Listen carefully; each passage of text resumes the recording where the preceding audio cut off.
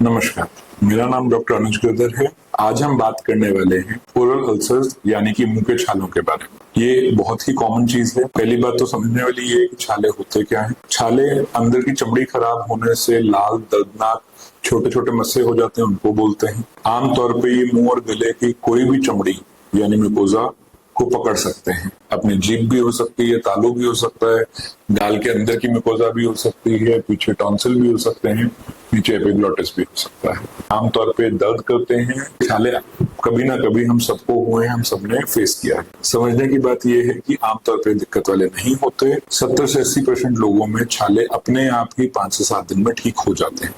अगर हमारी इम्यूनिटी ठीक है तो छाले अपने आप ठीक हो जाते हैं। जिन लोगों में ठीक नहीं होते उनमें हमें चिंता वाली बात है। अब समझते हैं छाले होते क्यों। पहला कारण है चोट लगने से। कई बार हमने बहुत गर्म खाना खा लिया, उससे चोट हो गई, थर्मल डैमेज हो गया। कई बार जीभ दांत के बीच में आ गई, गाल की चमड़ी दांत के बीच में आ गई, उससे चोट हो गई। या फिर हम डेंचर अगर लगाते हैं तो डेंचर अगर फिट अच्छा नहीं है तो वो बार बार घिसड़ खाता है, चोट करता है। कोई हमारा दांत पैना है, तीखा है, तो वो बार बार गाल पे या जीभ पे चोट करता है। दूसरा कारण हो गया एसिडिटी।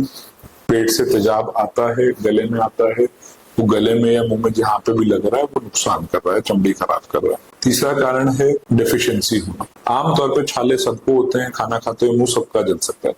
अगर 2-4 दिन 5 दिन में ठीक हो जाता है।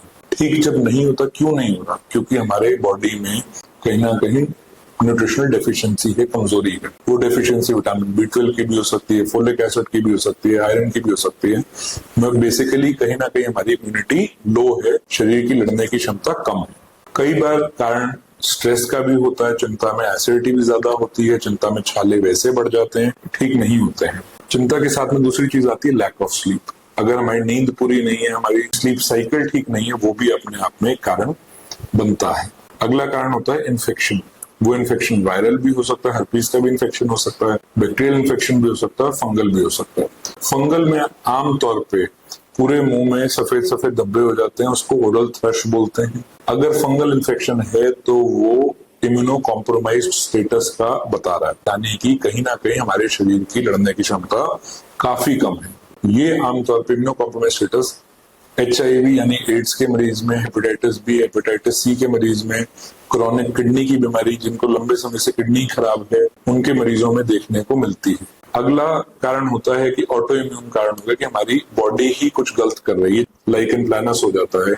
और रेयरली बट कई बार ड्रग्स की वजह से भी होता है। हमने कोई दवाई खाई, वो सूट नहीं की, एकदम से रिएक्शन हो गया। ऐसे ही कई बार कुछ खाने की चीजों से रिएक्शन भी हो सकता है। और कई केसेस में हमें खाने की चीजें सूट ही नहीं करती, जैसे कि कई लोगों को मिर्च नहीं सूट करती, खटाई खाते ही अपना छाले बनने शुरू करते हैं। अब आते हैं कि हमें चिंता कब करनी है। पहली बात तो अगर एक ही जगह पे छाला बार बार बन रहा है, इसका मतलब कोई कारण है जो बार बार उसी जगह पे नुकसान कर रहा है। दूसरी चीज, अगर 2 से 3 हफ्ते में छाला पूरी तरह ठीक नहीं हो रहा, अगर कोई भी छाला 3 महीने से ऊपर एक जगह पे है तो उसको कैंसर की निशानी मानी जाती है, उसमें बायोप्सी बेहद जरूरी हो जाती है। अगली चीज है कि अगर उसके छाले के जो एजेस हैं वो उठे हुए हैं, वो उभरे हुए हैं, तब हमें चिंता की बात है। अगर छाला ब्लीडिंग कर रहा है, बहुत ज्यादा दर्द कर रहा है कि हमसे खाना नहीं खाया जा रहा, पानी नहीं पिया जा रहा, तब चिंताजनक बात है। अगर इनमें से कोई भी चीज छाले के साथ है तो हमें अस्पताल दिखाने जाना चाहिए। अस्पताल जाने पे पहले तो आपकी सारी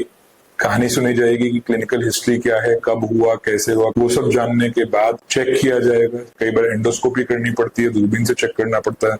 अगर आगे है तो ओरल कैविटी में वैसे ही लाइट से दिख जाता है। और कारण अगर नहीं मिलते तो पहले ब्लड टेस्ट कराए जाते हैं, डेफिशिएंसीज देखी जाती हैं, किस किस चीज की कमी है। अगर कमी है तो वो पूरी की जाती है। अगर छाले में कैंसर का शक आ रहा है या लंबे समय से है, तब वो टुकड़ा लेके जांच के लिए, बायोप्सी करके जांच के लिए भेजा जाता है, जिसमें हमें कंफर्म होगा कि किस तरह का चमड़ी बन रही है, किस तरह की चीजें, क्या कैंसर वाली है, नहीं है तो किस तरह की। दूसरी चीज, हाई रिस्क इंडिविजुअल, इसमें इम्यूनो कॉम्प्रोमाइज्ड लोग हैं।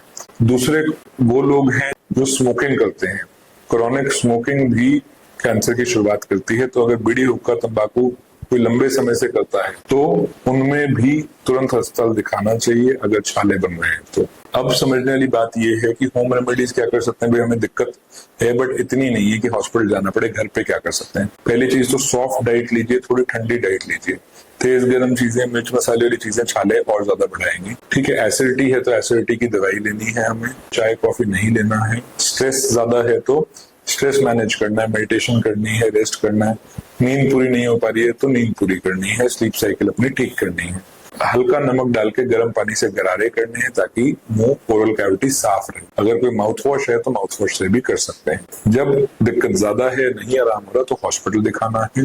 उसमें फिर आपकी बीमारी के हिसाब से, पूरी इवैल्यूएशन के हिसाब से दवाइयां शुरू की जाएंगी। अगर इस बीमारी से संबंधित आपको और कोई भी सवाल है तो नीचे कमेंट कर सकते हैं, और ऐसी बीमारियों के बारे में और जानकारी के लिए लाइक और शेयर और सब्सक्राइब करें। Thank you.